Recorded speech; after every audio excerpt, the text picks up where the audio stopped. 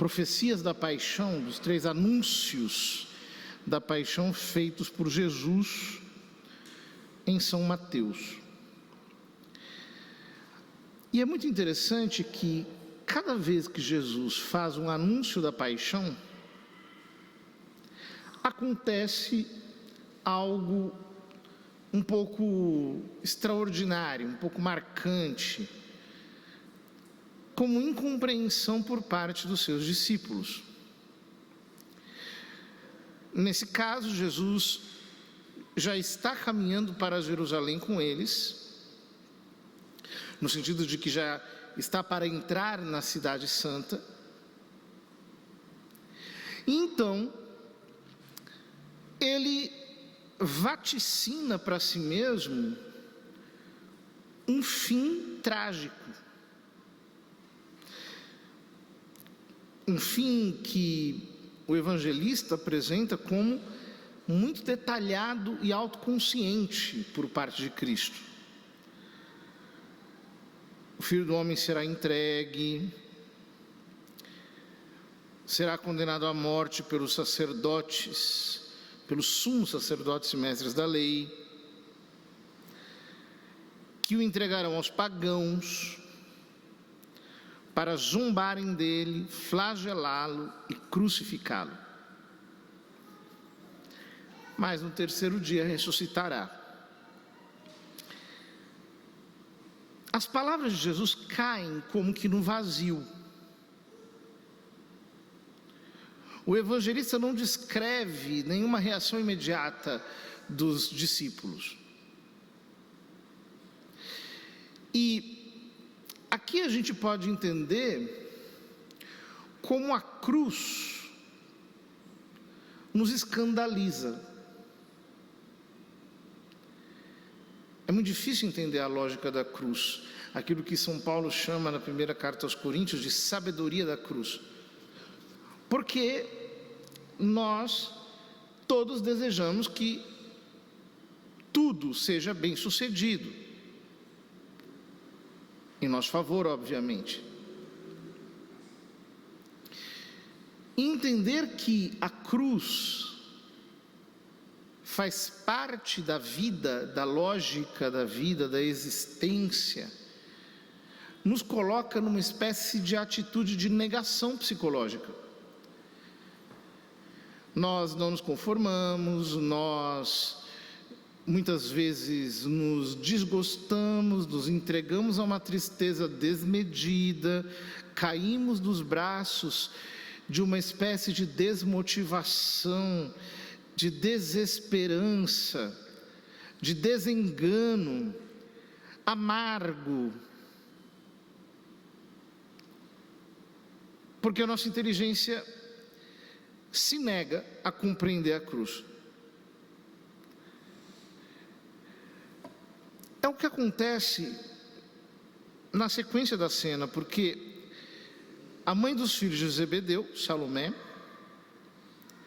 vem com seus 2 filhos, se ajoelha aos pés de Jesus e lhe pede: manda que estes meus 2 filhos se sentem no teu reino, um à tua direita e outro à tua esquerda. Ou seja, qual é o roteiro que passa pela cabeça dela e dos seus filhos? O roteiro que passa pela cabeça dela e dos seus filhos é um roteiro triunfalista. Jesus vai entrar em Jerusalém, o povo vai se unir em torno dele, ele tem poderes miraculosos, portanto vai expulsar os romanos, vai se coroar como o rei de Israel e vai começar o reino de Deus na terra. É muito interessante que, ironicamente, São Mateus, nos versículos anteriores, que estão no capítulo 19 e que desembocam no capítulo 20, fala que os 12 apóstolos vão se sentar em 12 tronos para julgar todas as tribos de Israel. Então aqui, Salomé assume como que a função de Betsabé, no Velho Testamento em favor de seu filho Salomão, para garantir que ele terá o trono. Ela vem interceder pelos seus filhos, querendo que sejam os primeiros ministros do reino davídico que Jesus iria, por assim dizer, instaurar. E Jesus simplesmente lhe responde: vocês não sabem o que estão pedindo. Ele diz isso aos dois, porque obviamente estão utilizando a influência da mãe para apresentar esse pedido ao Senhor, uma vez que ela era uma das sustentadoras do ministério público de Jesus. Acaso podeis beber o cálice que eu vou beber? Ainda sem saber o que eles estavam pedindo, disseram: podemos. Jesus está falando do cálice da paixão, do cálice amargo do sofrimento. Aquele cálice que no Horto das Oliveiras ele irá pedir que de algum modo se afaste dele, aquele cálice de dor, de sacrifício. Jesus diz: sim,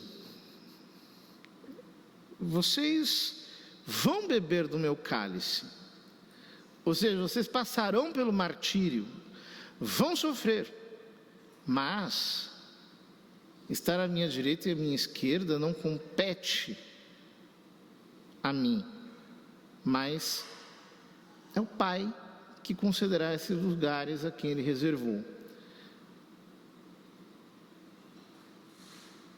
Então os outros 10 discípulos ficam irritados, revoltados, porque todos são ambiciosos, todos estão querendo um lugar de proeminência, todos de algum modo têm na cabeça a ideia humana do triunfo temporal, do sucesso, do êxito, da conquista, disso que hoje as pessoas, digamos assim, estão como que fanaticamente dependentes, e parece que o sucesso, o prestígio, é como que uma cenoura posta diante de um coelho. As pessoas sempre estão ambicionando tudo isso e querem mais, estão interessadas, estão realmente engajadas em obter para si aquilo que a ambição pode, de alguma maneira, conjecturar. E Jesus coloca para eles que a nossa ambição é oposta. Nós temos que ambicionar a posição de servos, que é a posição dele, porque ele diz: o Filho do Homem não veio para ser servido, mas para servir e dar a sua vida como resgate em favor de muitos. Esta é a ideia da redenção. O que é redimir alguém? Então, quando eu tenho um escravo, eu pago o preço por ele, para que ele fique livre. No caso, o que Jesus está dizendo é: eu vim dar a minha vida no lugar dos escravos. Eu vim para servir e para ser, de algum modo, torturado, perseguido, condenado, flagelado, zombado, para libertar a estes outros. Esta é a minha posição. Eu vim dar a minha vida para resgatar a vida dos outros. Então, no Evangelho, eu tenho que trocar a ambição pela oblação. Eu tenho que trocar a atitude de receber pela atitude de oferecer, de dar, de entregar. E não de entregar algo, mas de entregar-me a mim mesmo. Coisa que a ambição bloqueia na nossa alma. Porque justamente o fato de sermos tão ambiciosos, de desejarmos sempre o melhor, de querermos sempre o sucesso, a vantagem humana, é o que nos faz ser mesquinhos. Eu não posso ser generoso, eu não posso dar, porque eu não posso perder. Porque senão eu fico sem, eu não posso correr riscos. Eu não posso, de algum modo, me expor à possibilidade do fracasso. Eu não posso perder a minha vida. Eu não posso dar a minha vida. Eu não posso querer, de alguma maneira, colocar-me em risco pelo benefício de muitos. A ambição é o que nos bloqueia na nossa oblação. Mas não existe redenção sem oblação. Uma oblação que todos nós somos chamados a fazer como discípulos de Cristo, em todas as circunstâncias da nossa vida e nos nossos estados de vida. Eu penso, por exemplo, na oblação que faz um pai de família generoso que trabalha tanto para sustentar sua família. Na oblação de uma religiosa que se imola, trancada numa clausura, sem ser vista por ninguém, pelo bem da igreja, para fazer circular a linfa vital da graça em todos os membros da igreja. Eu penso nos sacerdotes que estão em terra de missão, eu penso nas pessoas que se dedicam às obras de caridade e que muitas vezes são tratadas do pior modo possível. Esses dias eu escutei uma coisa que me deixou bastante impressionado. Uma senhora que trabalhava numa fundação que dá ajuda a menores contraventores foi assaltada. Quando ela olhou para a cara do rapaz, foi um rapaz que ela tinha ajudado dias antes, na mesma instituição que ela trabalha. Então, ela disse: meu filho, mas eu te ajudei, você não lembra de mim? Ele falou: lembro sim, tia, mas aqui é outra lei, aqui é diferente, passa tudo que a senhora tem.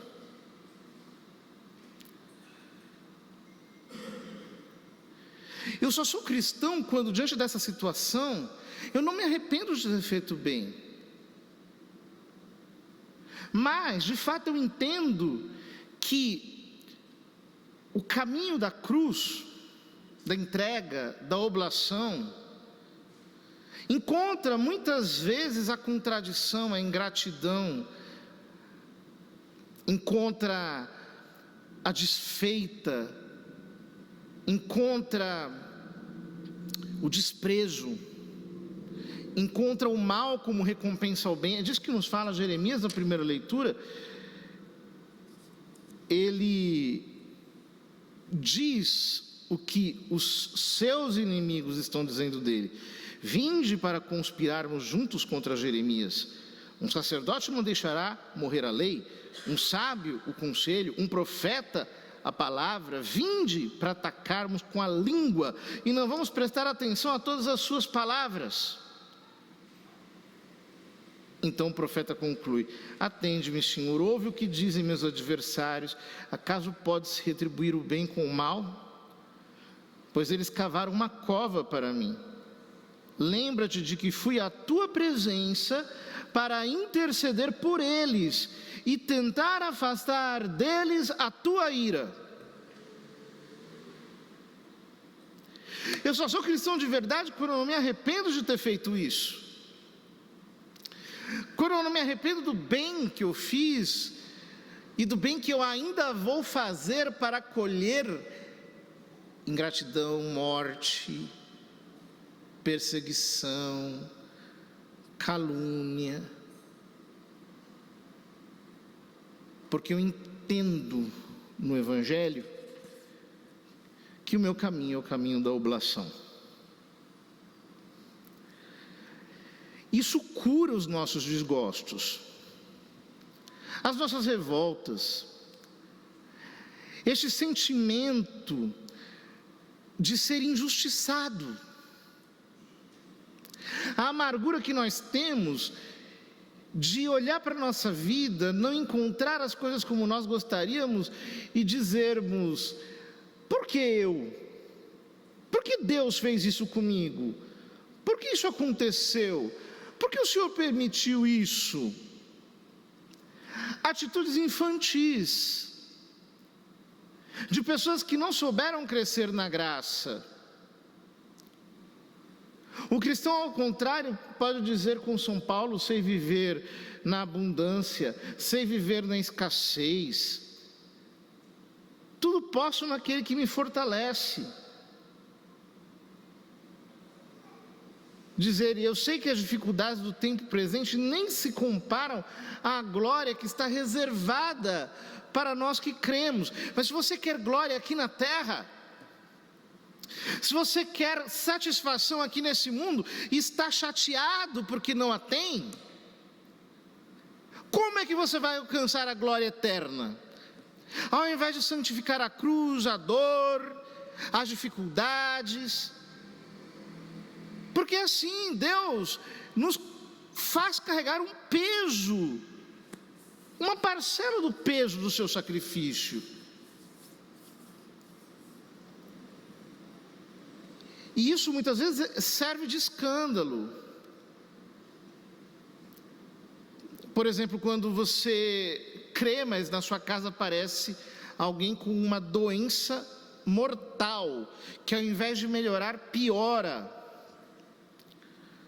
Quando uma dificuldade financeira abala as suas estruturas.